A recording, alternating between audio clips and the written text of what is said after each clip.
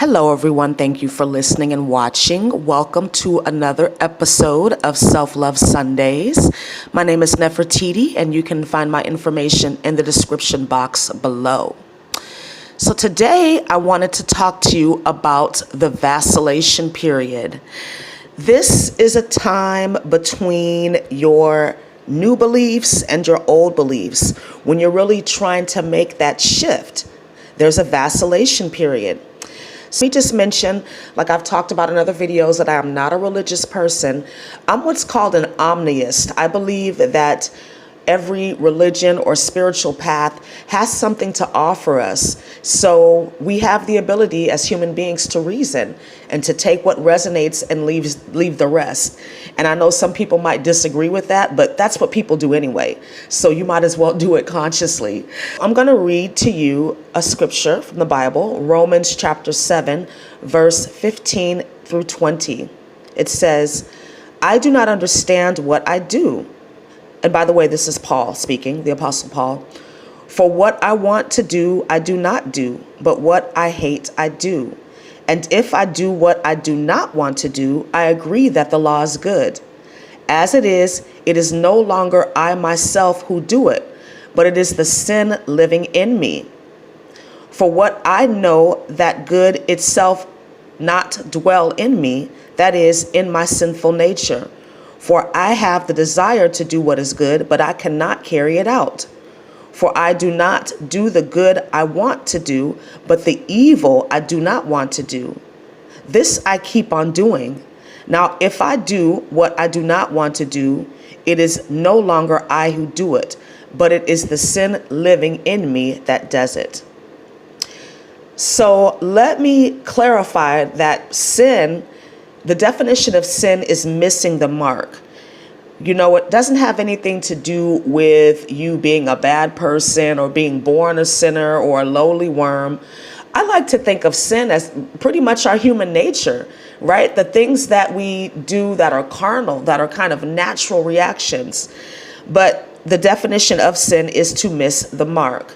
So what this means is that when we're trying to establish a new belief system, when we're trying to love ourselves more, there's a vacillation period between the old self, what you used to believe, or what you no longer want to believe, and the new self. And that's why time is so valuable. I really don't like this whole idea in the spiritual community that time is an illusion, that time doesn't exist.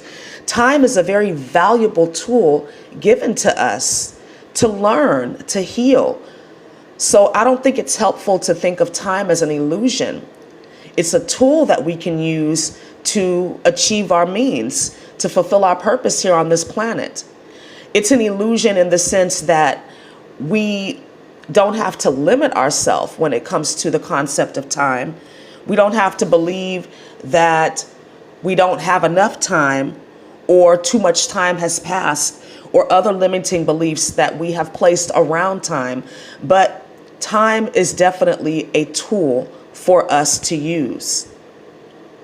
And we have to know that when it comes to self-love, that everything is possible. The impossible just takes longer. That's a quote by Dan Brown. So again, vacillation is that period, that in-between time when you tell yourself, I want to love myself more. How can I do that? And then you get these ideas from your spirit team. And by you even asking, how can I love myself more? You've already started the process. You've already opened that door, right?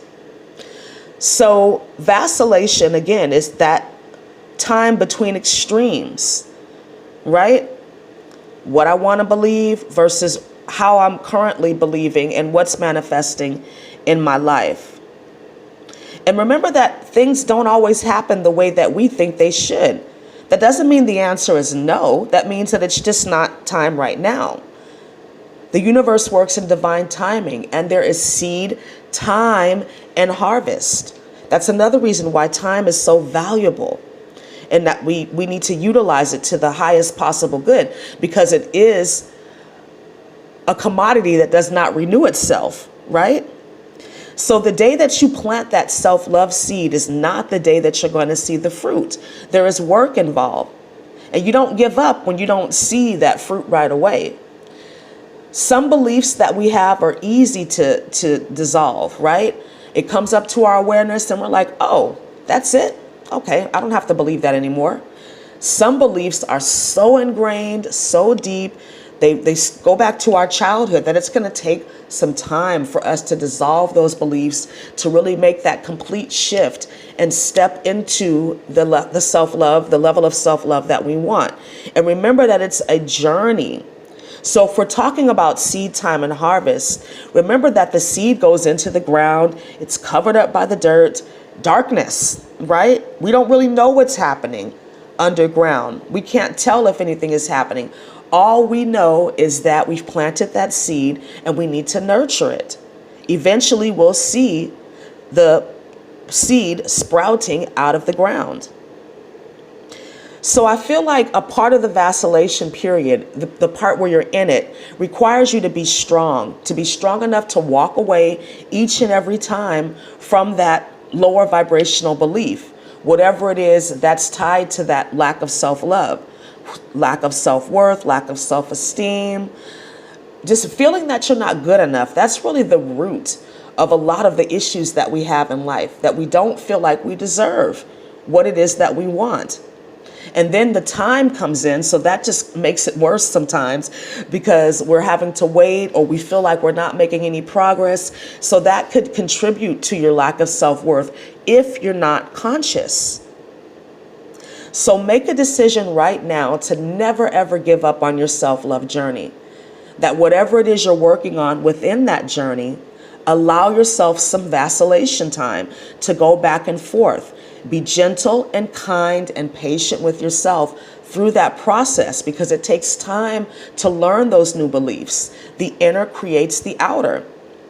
What we often see is a lot of people doing things to keep them busy, or worse, we see the distortions of self-love, the vanity, the arrogance. I love myself. I love myself. You're walking around telling everybody that you love yourself and doing all these things to prove to the outside world that you love yourself. Who are you trying to convince? Self-love is a journey. It's not a destination. And you're not going to get it perfect every time. But if you can hold that vision of whatever it is you're trying to bring into your life when it comes to self-love, then you can allow that vacillation period and know that it's a part of it. Because whatever it is you're trying to bring into your life, there has been some resistance to it. Otherwise, it would already be in your life. And so that's another reason why you have to allow that vacillation time, because that resistance needs to come to the surface so that you can examine it and release it. We have everything that we need. We lack nothing. The universe gave us everything that we need. But when we are born, we forget. We go through a process of amnesia so that we can fully step into our purpose here on this planet. And that requires us learning particular lessons so that our soul can evolve. And I feel like the most important lesson is self-love. That's why I'm guided to do these videos, this audio, these podcasts for you. So again, allowing yourself that time to go back and forth, to examine all of the doubts, all of the limiting beliefs that come up during that time of vacillation. Maybe write them down and ask yourself, why do I feel this way? Where does this belief come from? A lot of times, especially as empaths, those limiting beliefs don't belong to us. We've adopted them as our own because we're empathic, and it could have been something that was implanted in us when we were little. And so we've nurtured that because of all the adults around us nurturing that same limiting belief. But then we grow up and we realize that something's not working, right? It's not working. And so we decide that we are no longer going to believe that. But everybody else around us is believing it. So that's another part of the vacillation period, is really learning to stand in your truth and doing what's right for you, regardless of what's going on around you. A river cuts through rock, not because of its power, but because of its persistence. So in the vacillation period, you remain persistent. You hold the vision. You trust the process. And this is not about wishing or hoping. This is about unwavering faith that the self-love you want to cultivate, because it is a cultivation process. It's already in you. The self-love that you want to cultivate, you can do it.